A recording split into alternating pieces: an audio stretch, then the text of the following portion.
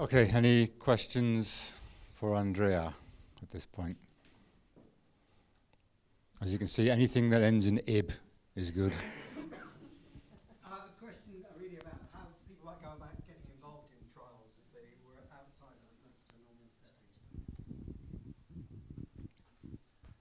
So all the trials that are open in the UK should be known to the sarcoma reference centers that should be treating all the GIST patients. So in a way, all the doctors that are treating you all, they should be all aware of the trials which are open. And if you meet any of the all the inclusion criteria and you are a candidate for these studies, they should be discussing with you whether a trial would be better in your case compared to the standard options. Of course, this is one of the reasons why the centralization of treatment of sarcoma and GIST patients in reference center is really, really fundamental, because if the referrals are not made on time, you might, for example, start a treatment and then only at a later time point realize that you might have been eligible for a trial had you known. That's why it's really key that the patients are seen and treated in reference centers from the very beginning. There is the clinical trial, exactly, the clinicaltrials.gov website, which can provide some information, even though it might be not very user-friendly. But I would recommend to discuss it with your treating oncologist, hopefully within a sarcoma reference center. They will be publicised on the GIST Cancer UK website when they go live. There you go.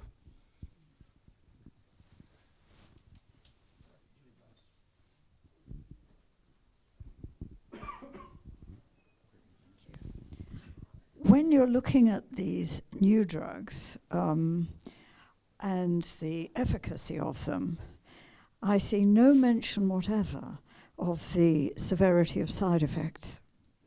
And is this not taken into consideration? I mean, a patient may decide, yes, I might get another couple of years' life out of this, but if those 2 years are pretty intolerable, what's the point? So there are two degrees of answer to that question. So there are one which are both addressed in clinical trials right now. One is the side effects that we physicians report. So with every publication, we have a number of tables saying these are the side effects that we've seen, this is the severity of the side effects that we've seen. And it's all documented there because it is something really, really important. And this has been done for a very long time. What is being done increasingly more, and that's very good from my perspective, is that we're also collecting in most of these trials patient-reported outcomes, which is exactly what you're mentioning, because especially for tyrosine kinase inhibitors or drugs which are taken on a daily basis chronically for potentially years, even a low-grade toxicity, for example, having diarrhea 2-3 times a day, from a doctor signing a note might not be a severe toxicity, but for a patient, that could be something that can have an impact on the quality of life, which is significantly higher.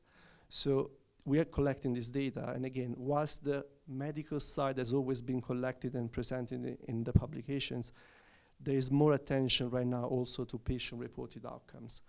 I haven't presented them, but for almost all of the publications, usually they're not published right away. It may take 1 or 2 extra years before you get the full picture. So the main publication usually covers more the results of efficacy and toxicity from the medical perspective. It may take a little bit longer to have the patient-reported outcomes, but most of these studies do collect those data. Yeah. So that one drug is not better than the other as far as efficacy is concerned. One drug might be much better than the other as far as side effects are concerned. That's absolutely correct, but the regulatory agencies won't take in account just the difference in the side effects. There are some trial designs. This might become a bit too complex, but if you want to show that a drug has the same efficacy, but it's better tolerated than another drug, you can run a trial with this goal in mind. And you can discuss with the regulatory agency that this is your goal, and you want to show that the efficacy might be the same, but the tolerability is different. If that's your goal, and you design the trial like that, and the trial is positive, then the regulatory agency will accept that evidence. But if you say, I want to show that my drug is better, and then the trial doesn't show that your drug is better, you can't use the tolerability as an argument for acceptance, exactly. So you've got to structure the trial in such a Based on your goals, exactly.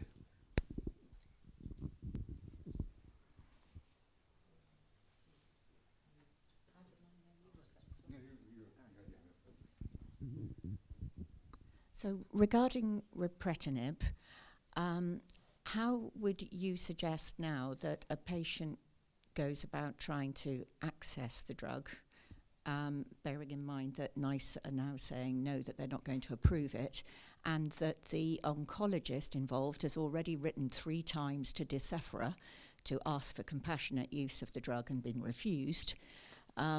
Is there any other way, besides trying to financially fund it themselves, that they could maybe access it regarding like the Cancer Drugs Fund in this country, or an individual funding access, which might be of some use? Is there any chance of being able to get hold of Imatinib? Yes. A couple of things I need to. Equity of access, equitable access for clinical trials is a major issue. The equitable access to clinical trials is a major issue in cancer in this country, not just all cancers. I treat lung cancer in a small hospital, Bedford Hospital, which is about small DGH outside Cambridge.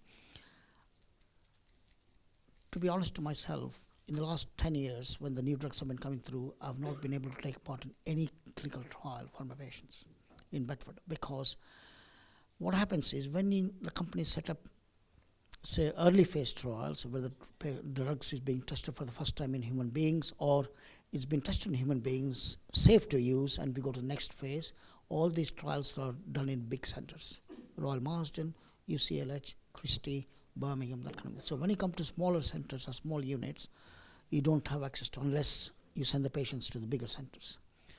Second is specific to GIST.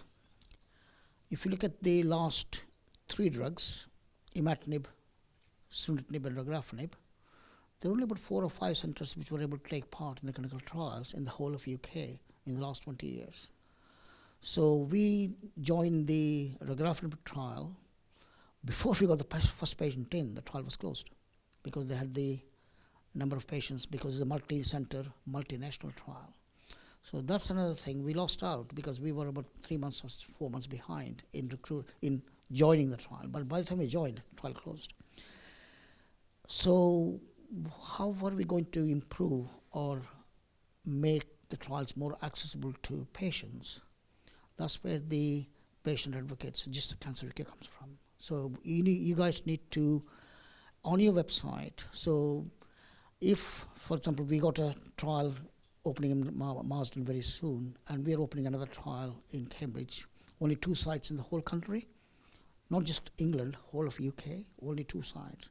Can you imagine somebody up in Derbyshire somewhere or Newcastle, and the trial is Cambridge and Marsden? It's almost impossible to get the patient down from 200 miles up north to Cambridge or to Marsden.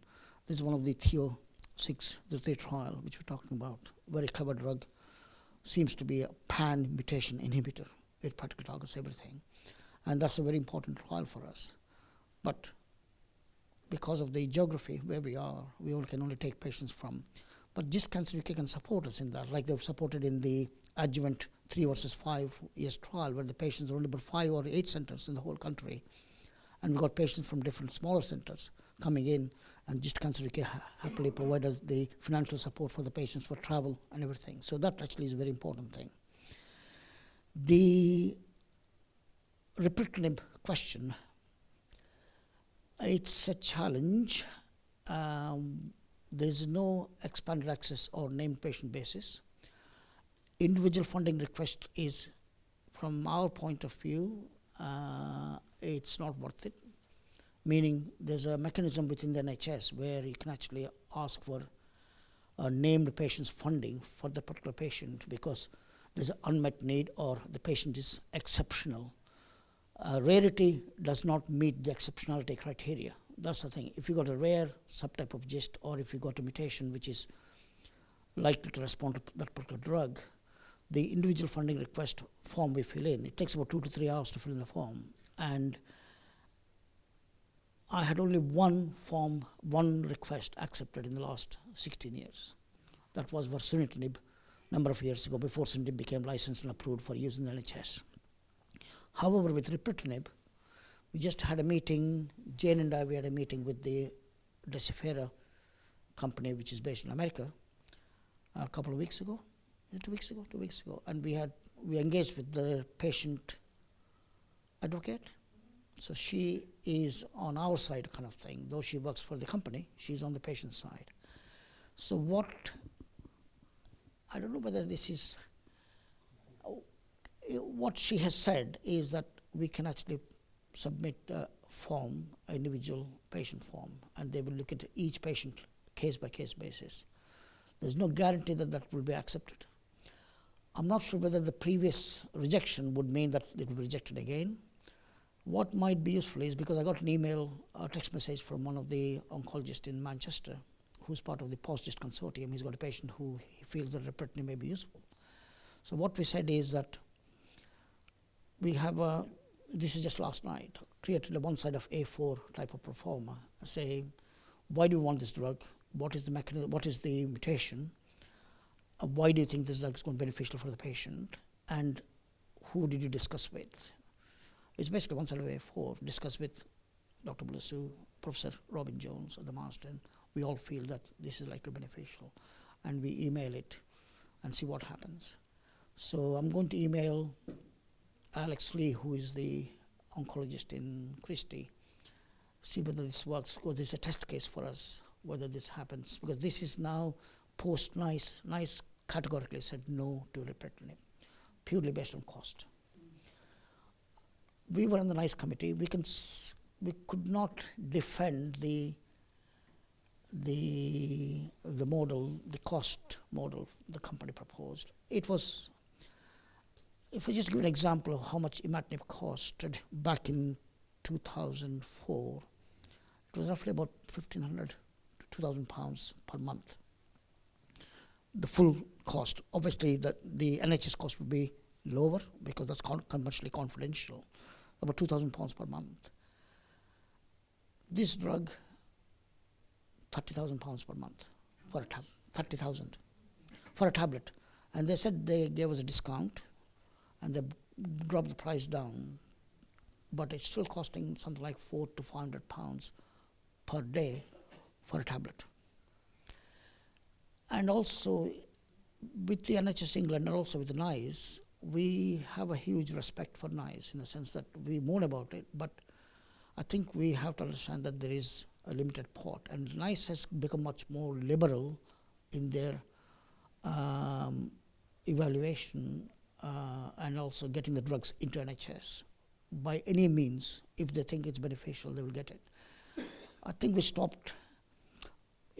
I think we were a bit naive 10, 15 years ago. NICE was terrible to do that kind of thing, but we don't say that now because NICE actually has got a role to play, and it's a difficult role, and they do and try their best to get the drugs in. The reason why I'm saying that is I have lung cancer as my second specialty. I got so many drugs in lung cancer now which I could never dream of. They're all tablets, like they're kinase inhibitors. And they're as expensive as Imatinib, Sunitinib, or Regorafenib, but we get them because there's a proof of concept, proof of principle, it works, and there's data, and NICE said yes. And the company does a deal with the NICE, commercially confidential deal, get the drug into the NHS. Another thing is, other countries across the world are looking at NICE. What NICE is saying to the companies, is NICE approving the drug or not approving the drug? And we know that Imatinib, there are some issues in Europe now with the reimbursement issues in Europe. So it's not freely available in some parts of Europe because of the cost. But if you have a patient, or if you're a patient, and you think you're going to benefit from Imatinib, my recommendation is to go back to your oncologist and ask them to email us, and we'll send the form. And it's just one side of A4, we just created it last night. And then what the company said from the patient advocate is that it's not guaranteed that it would be approved, but at least we have an avenue to approach the company differently. Same thing with Imatinib. Imatinib is not available in NHS for the D842V mutation, the PDGFR for GIST patients. It's not available. But we have a mechanism, we have a way to talk to the company on an individual patient basis. And I got the drug after the NICE said no to it for one of my patients. The other challenge we face is, especially around the COVID time, we had this challenge that we were almost stopped from treating patients in lots of hospitals, cancer patients. And it was completely, we didn't do that, but a lot of other people did. And there were concerns about new drugs coming into the NHS, maybe we could be very toxic and we can't do that. Well, COVID is still there, but somebody's got a completely drug-resistant tumor, and you got a drug which works in 90% of the patients. And this patient who I started in March 2020, just at the time of the pandemic, is still alive with hardly any disease. So we're now 3 years and 2 months down the line responding to Imatinib with a D842V mutation. The thing about Imatinib is there is a trial happening very soon at the Marsden. It's not off the thing in the sense they're looking at doing the circulating tumor DNA in patients with GIST. I think you mentioned that one. Yeah, it's going to open. Yeah, not open yet. So that's another thing. So maybe we should target those patients who have the specific secondary mutation in the exon 17. Then we take that group of patients we think are likely to benefit. The way I'm looking at it is that the Theosis trial, which we both are doing, Marsden ourselves, may overtake that trial because that drug seems to be a what we call as a pan-KIT mutation inhibitor. Maybe perhaps we should be going down that route. Both are in the drawing board kind of thing. They've gone through, I think they're going through R&D as we speak, research and development, signing off the contracts and everything. But hopefully we should have the trial open sometime this summer. I'm going to talk about the post-GIST later on. There are a couple of trials coming through for post-GIST as well. But again, these are, some of them are not specific for post-GIST, but some of them are specific for one particular type of post-GIST. But in the more common mutated GIST world, I think we are still stuck with 3 drugs. And also our attitude towards using the drugs changed a bit in the last 3 or 4 years. 3 years ago, I was quite optimistic, and I said, yeah, I can find radiographic progression. I got Imatinib and everything. Now I'm trying to keep the patient on Imatinib as long as I can, not switching to second line if I can avoid it. Only do it when it's really necessary. That wasn't the case 10, 12 years ago. When I had progression on Imatinib, I used to switch to Sunitinib straight away, knowing that. Whereas now I'm actually finding anything I can do for this patient to try and keep the Imatinib a bit longer. Sometimes it may mean dose escalation. And NICE said no to dose escalation back in a long time ago, or in one of the recommendations. The trough levels because in the patients who are lower trough levels, what I'm doing now? I'm actually increasing the dose to 500 or 600 milligrams, which is not in the guidelines.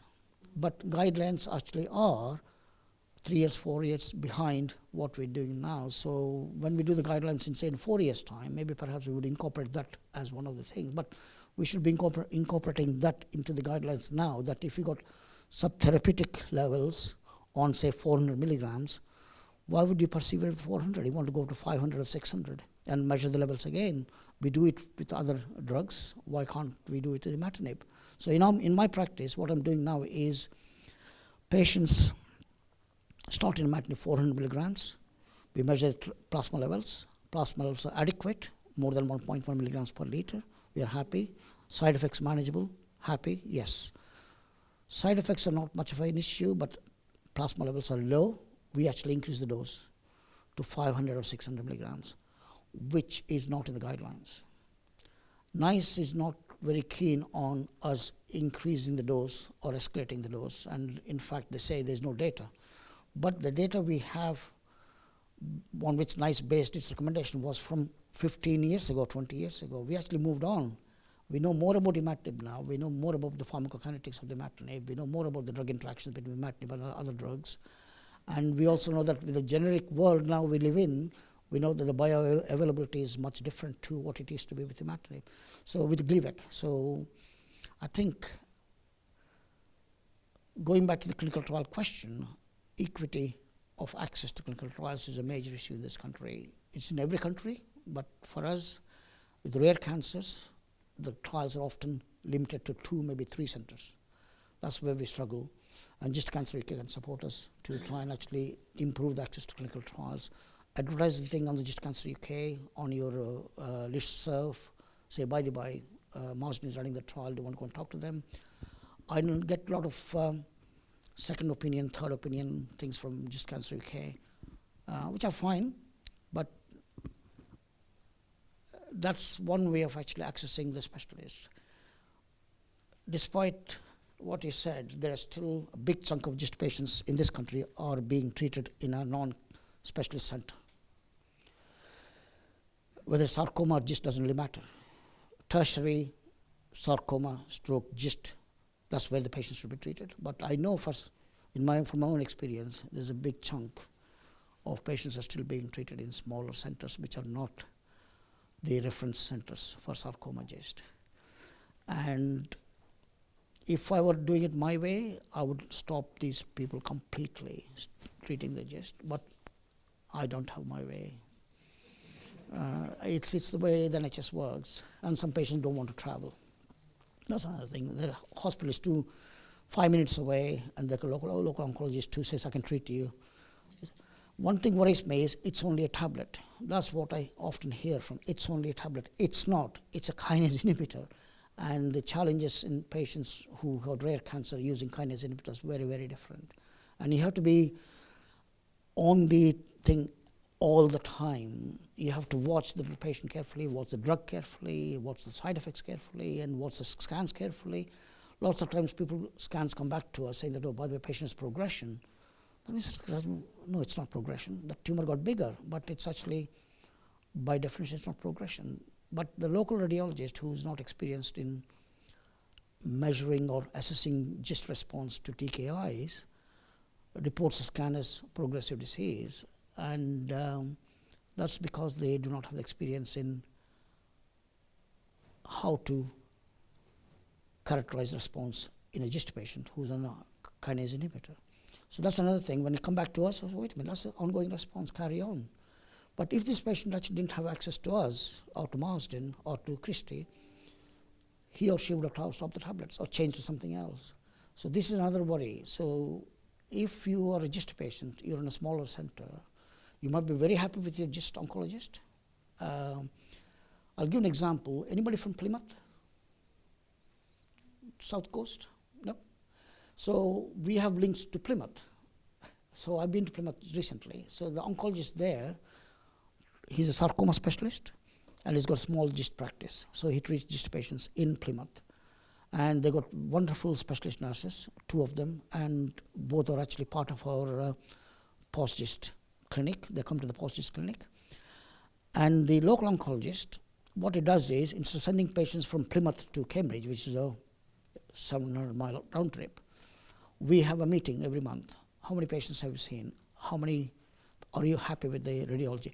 If he is not happy with the radiology assessment, scans come to us, we review the scans. Same thing, scan can go to Marsden, they review in the central sarcoma MDT and sign them off. So this is what we are trying to encourage people to do. If you're in a smaller center, I get the same thing from Shrewsbury, Derby, somewhere else. There were 4 centers who have linked up with us. So they send the patient's detail to us, and then we review the scans and make sure that they're doing the right things. Because they may see only 3 or 4 GIST patients per year. That's not enough. I see about 35 to 40. These guys see much bigger practice. They got a much wider catchment area. So seeing 2 or 3 GIST patients per year is not adequate to call yourself as a specialist. Ideally, they should be treating, but for various reasons, we kind of not accepted, but acknowledge that the patients are still being treated in smaller centers, which are not specialist centers. And the way to improve that is, instead of taking the patients away from them, help them to make sure that they make the right decisions by getting those decisions made in the bigger cancer centers where they got expertise. So from the Imatinib point of view, I think your oncologist may want to revisit, and one of us are happy to help to try and get that form across to the oncologist. Where are you from? Well, we were being treated under Professor Baz Hassan, who's just retired. Oxford. Sarah Pratap? No, we didn't see her. We saw a new lady who is new to the Oxford Hospital Trust. Right, And she's only come over to this country. She's been here last 3 years. right. So she's new to the NHS as well, really. Is she the Italian oncologist? Her name is Dr. Saba Impayas. Right, no, she's not the one. Okay, I think if you are looking for Imatinib, I can't guarantee that it's going to happen, but if you ask your oncologist to write to us on the nhs.net email, either myself or Robin, we might be able to help. It was Baz Hassan who actually wrote 3 times to the drug company. When was that? So this time last year, when No. Imatinib failed, Yep. and then again, they wrote back and said, Okay. Okay. did, and it failed, and then they right. said, go on to regorafenib. Right.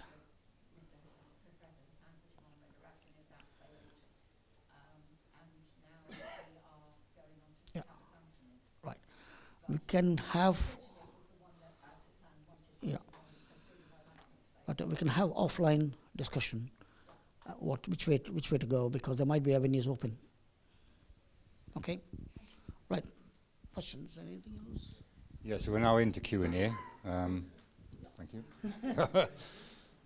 So there's another question on this table. To know from the clinicians there, should we all be having CT tests twice a year? And should we be doing trough levels twice a year? Instead of having a CT scan, perhaps we have our bloods done. What do you reckon? I think the question was, should GIST patients be getting sort of scans twice a year and getting their blood levels checked twice a year? Should we be having trough levels done twice a year? I know what I'm going to say. If you asked me this question 3 years ago, I would have said, nope, I'm not worried about that kind of thing. With the generics, I think in my practice, I would do it. We started doing it routinely now since 2022. So every patient who walks through the door now gets a trough level done. When do you do the trough level? Trough meaning the bottom bit, which is before you take the next tablet. Say, for example, you take the tablet, say, midday. So your next dose is due now. So you do the trough levels before you take the next tablet. So if you take the tablet 6 p.m. and you do the trough levels around between now and 5 p.m. kind of thing. So you don't do it one hour after taking the tablets. You do it at the bottom end of the thing. So, and also there is a time period when you don't do it, because there is a drug becomes stabilized over a period of time in the body. So in the first 4 weeks we don't do it. So we want to have stable, what we call steady state kinetics. That's what the word they use in the pharmacology, steady state kinetics. So once we get to that level, then we do the trough levels. So should we be doing routinely, like with a scan every 6 months? Probably, but it's not in the guidelines. The question then is, what do we do if we do the trough levels, find out that they're actually low? Would you increase the dose?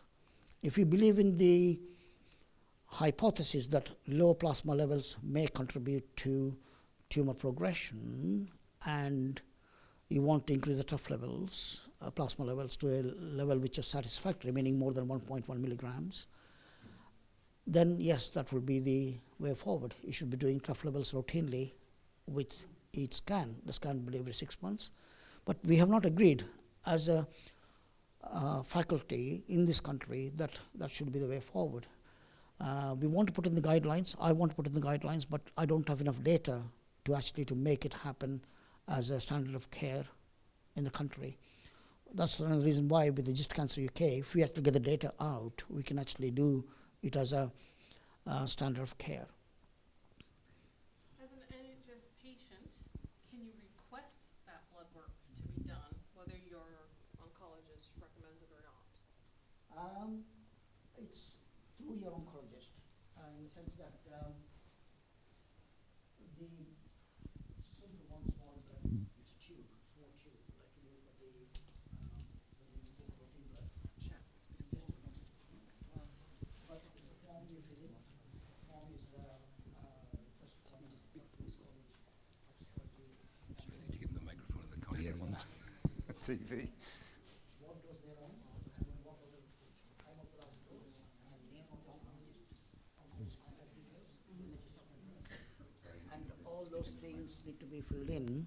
So you can't just go to King's College and say, I want my imatinib levels done, please. You can't do that. So you have to come through the oncologist or oncology team. If one is on imatinib and one is suffering from a side effect and you stop taking the imatinib, how long does it take for the side effect to stop and you go back onto the imatinib? Please.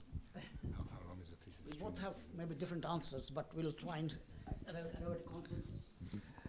So it really depends on it.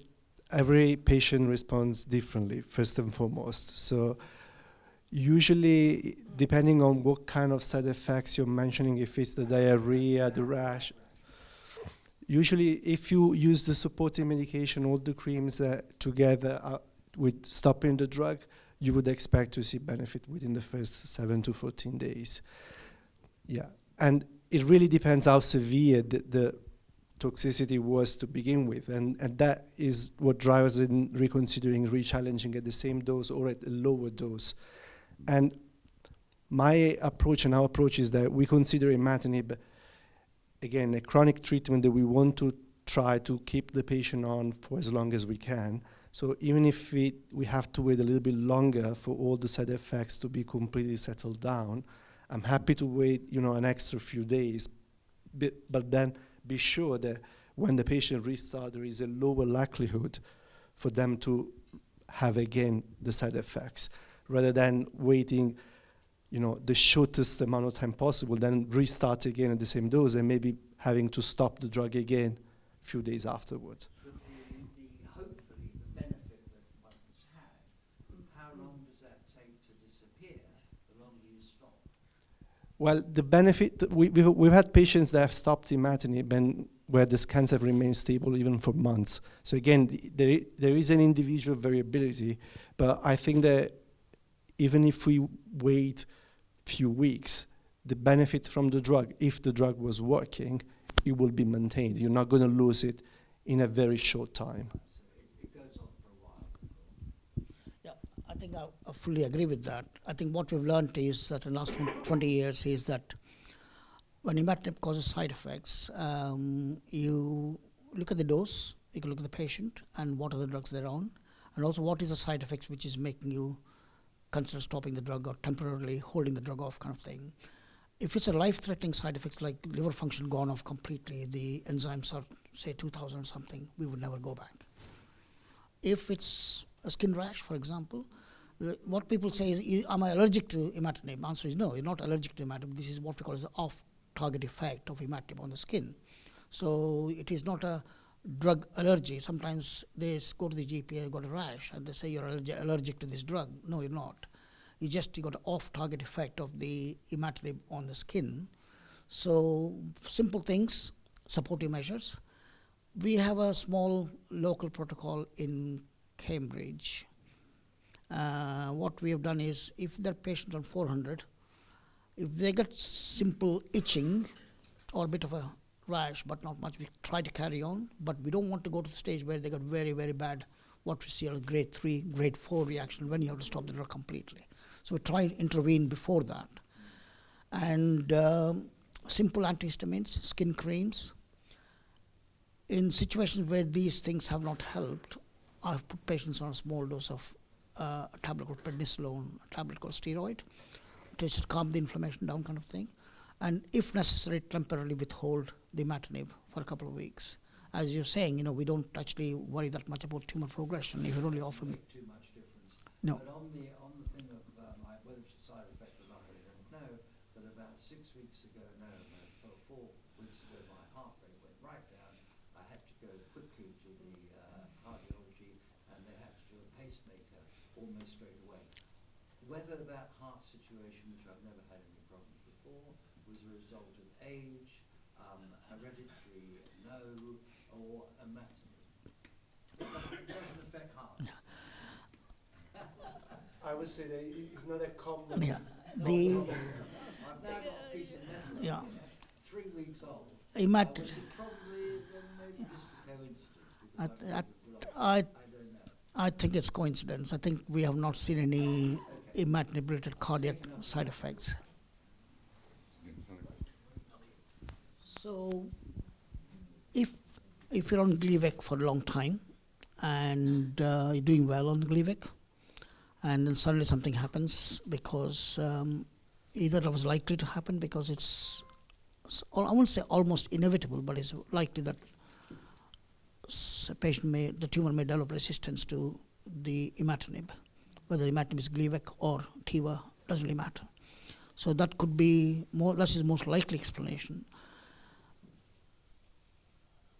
The anxiety we have is the switching, or once you switch, something happens. We sometimes link that to the switch. You say you've been imagining for 3 years. I always go back to the mutation as well. I think it's something which we have not incorporated in the guidelines again. I am a bit obsessed with the type of mutation in the GIST tumor. So if you got a KIT exon 9 mutation, you're a completely different ballpark. The rules of engagement are very, very different. If you got a KIT exon 11, I'm thinking of showing that slide, but that might actually put people to sleep post-lunch. There's a slide which I picked up from the Italian researchers, how complex the KIT exon 11 mutations are. So if you imagine, I think I may have given you this example before about the train and the carriages and the seats. So exon 11 is the train, the driver is in one of the carriages, 1 to maybe 18 or 20, and 11 is the most common. And within the 11, there are seats from 550 to 585. So depending on where the mutation is, the biology of the GIST is very different, and also whether the mutation is what we call as a simple switch between amino acids, the point mutation or substitution, or is a big chunk of the gene missing, deletion. So each one of those confers a different biology to the GIST and different way of actually becoming resistant to imatinib. So now what I'm doing in my practice is, when I see a patient developing a new nodule, for example, I go back to my primary mutation. What was the mutation? Where was the mutation? We know that patients who have a mutation 557, which is seat number 557, so compartment number 11, carriage number 11, seat number 557, where the seat is missing, which is called deletion, they have their mutation is very sensitive to imatinib, but they're also at a higher risk of developing secondary mutations. Whereas if somebody has got a mutation in seat number 584, my perception or my understanding now is that they tend to have a less aggressive course and less likely to develop metastases or secondary resistance. So to answer your question, whether Gleevec, we should go back to Gleevec. There is a mechanism within the NHS where if you feel that if you're on generic imatinib and you have progressed on a generic imatinib, or tumor has progressed on generic imatinib, there is a mechanism where you can go back to Gleevec. And your oncologist can actually specifically ask for Gleevec. For me, the way I do it is I just check the trough levels, plasma levels, make sure they're adequate. If they're subtherapeutic or they're not adequate, bump up the dose. Because the most likely mechanism for tumor progression in a GIST patient is secondary resistance. That's the most common mechanism. There are other things which can happen. Other thing is if we're doing very well and something new happens somewhere and we're not expecting that to happen, I want to stick a needle in, confirm that's definitely linked to GIST, not something else. We've seen that as well. So we need to be very careful before you put that is part of the GIST. If you're expecting to happen, that's a different thing. But if you're not expecting to happen, somebody on imatinib for say 5 years or 6 years and something crops up somewhere in the abdomen or somewhere in the lung, doesn't fit the natural history of the disease, then I would definitely biopsy it and confirm it's linked to the GIST before we say this is progression.